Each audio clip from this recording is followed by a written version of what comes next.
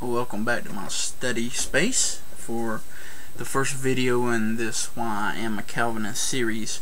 I'm going to put the outline up here in a box of the way these videos are going to go, but basically I'm going to kind of define, who is John Calvin, what is Calvinism. I'm going to talk about the Synod of Dort and touch on some of his works. And then I'm going to go into specifically which came out of the Synod of Dort, what has commonly been classified as Calvinism simply in the tulip format, acrostic, and I'm going to contrast that to the Armenian position, which came out of Synod of Dort as well, which was the daisy what I lost the word. Is it an acronym or is it an acrostic? I think it's an acrostic. Anyway, regardless, you got tulip versus daisy. And then we're going to look at people throughout church history who may or may not be well known, who shown evidence of believing in the tenets of Calvinism. And then lastly, I'm going to finish up with addressing specific biblical passages, both those that more clearly show the truth of Calvinism, and also those that are thrown up as being to show to counter Calvinism. So that'll be the order that we go in. But this one, I just want to kind of get into who is John Calvin, and just to kind of give you some information in case you don't know. It's very easy to find. He's such a well-known figure. It's easy to find information, but there's actually a college, Calvin College, named after him, and you can find it if you just do a Bing search on Calvin. You can find it anyway. And they got a little brief biography, so I'm just going to use it to share with you. He was born July 10th, 1509, in France. John Calvin was raised a staunch Roman Catholic. His family was staunch Roman Catholic. The local bishop employed Calvin's father as an administrator in the town's cathedral. The father, in turn, wanted John to become a priest because of close ties with the bishop and his noble family. John's playmates and classmates in the city that they lived in France, which at that time was called Noyon, later became Paris. They were aristocratic and culturally influential in his early life. At the age of 14, Calvin went to Paris to study at the Collège des Marches in preparation for university study. His studies consisted of 7 subjects: grammar, rhetoric, logic, arithmetic, geometry, astronomy, and music. Toward the end of 1523, Calvin transferred to the more famous College Montaigu. While in Paris, he changed his name to its Latin form, which is like Johannes Calvinus, which in French became Jean Calvin.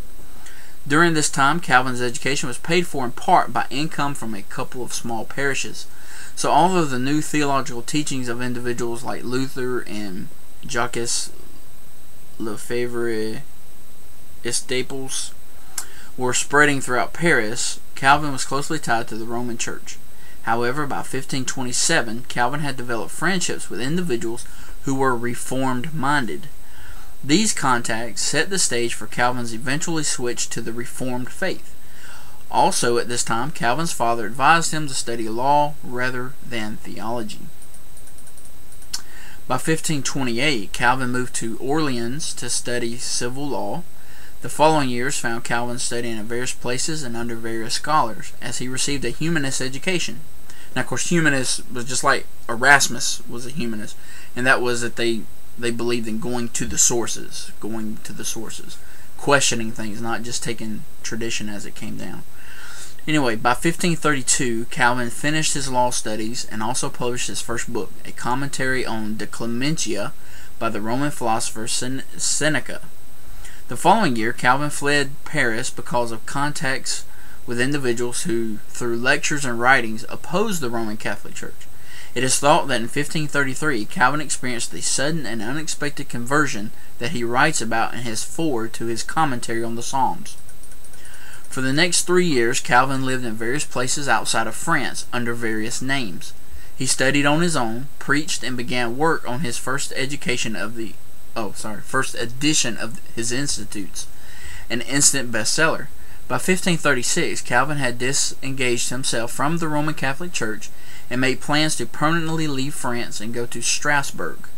However, war had broken out between Francis I and Charles V, so Calvin decided to make a one-night detour to Geneva. But Calvin's fame in Geneva preceded him. Farel, a local reformer, invited him to stay in Geneva and threatened him with God's anger if he did not. Thus began a long, difficult, yet ultimately fruitful relationship with that city.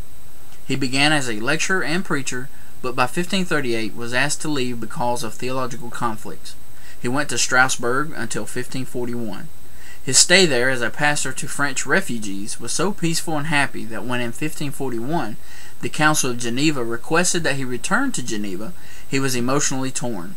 He wanted to stay in Strasbourg, but felt a responsibility to return to Geneva. He did so and remained in Geneva until his death, May 27, 1564. Those years were filled with lecturing, preaching, and the writing of commentaries, treatises, and various editions of the Institute of the Christian Religion. So, that gives you an idea who Calvin is. And for the sake of time, I'm going to stop this video now. The next video, I'll start getting into specifically what is Calvinism, and then, of course, the Synod of Dort. But I will start the next video with talking about some of Calvin's works, which we kind of mentioned there, just briefly. So, see you on the next one.